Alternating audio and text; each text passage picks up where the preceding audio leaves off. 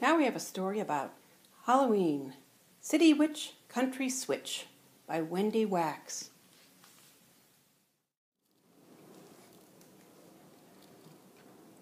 Mitzi was a city witch who came home late one night and saw her window open wide. Had she left on the light? There's her window. Oh, look at her cat. She soon found that another witch had landed in her room.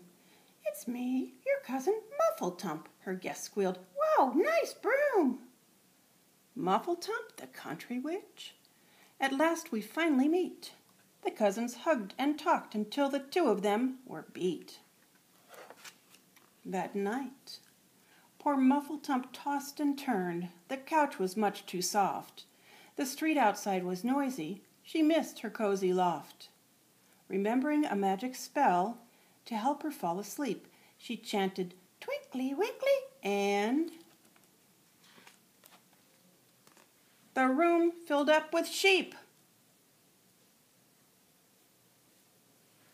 It says sheep stories to put you to sleep. In the morning, Mitzi planned to show her guest around.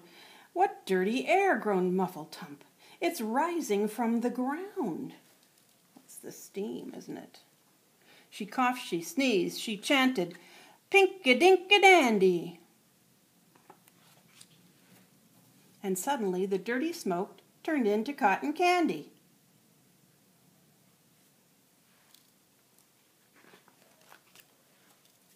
The cousins took a bus uptown to the Museum of Art.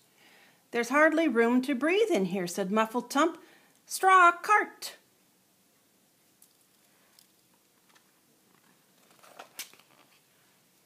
The bus became a hayride with seats for everyone. "Giddy up," whooped Muffletump. "I knew this would be fun."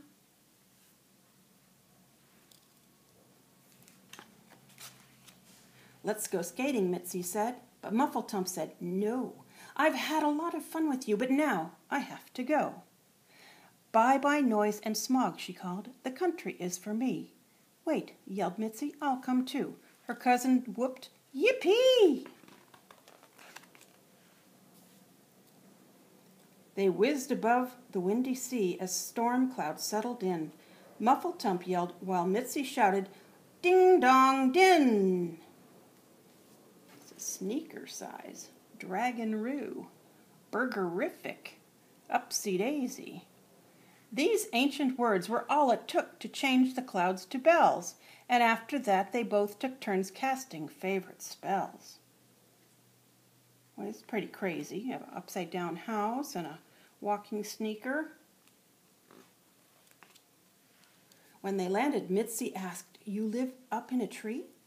"I sure do," bragged Muffletump. "Come in, I'll brew some tea."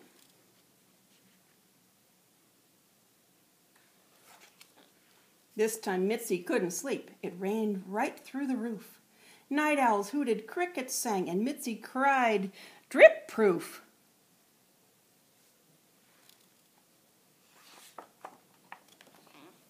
Now pitter-patter went the rain, but Mitzi stayed quite dry, for a giant pink umbrella soared above them in the sky. The next day, "Let's catch some fish," said Muffletump, "and then we'll take a swim." Mitzi gasped, "In all this slime?" Super sudsy whim. Mitzi stripped down to her suit and jumped in from the path, but now the pond was bubbly and perfect for a bath. It's funny, the frog is brushing his armpits, taking a bath.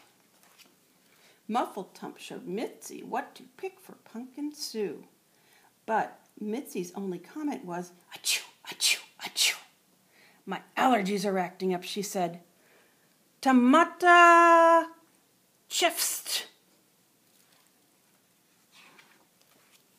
The field filled up with pizza, Mitzi's kind of feast. "Let's play tag," said Muffletump, but Mitzi shook her head. "You are great, but weeds and dirt are not my style," she said. "I'll miss you, Mitz," said Muffletump. Mitzi said, "Me too." The witches went their separate ways. What else could they do? At evening, both cousins lay awake. They tossed and turned all night. Their homes just didn't feel the same. Which spell could set things right?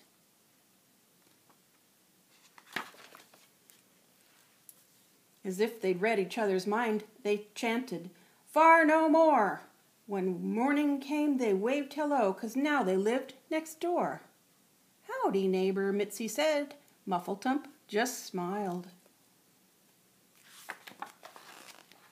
Then they had a tasty snack, city country style. This is home sweet home.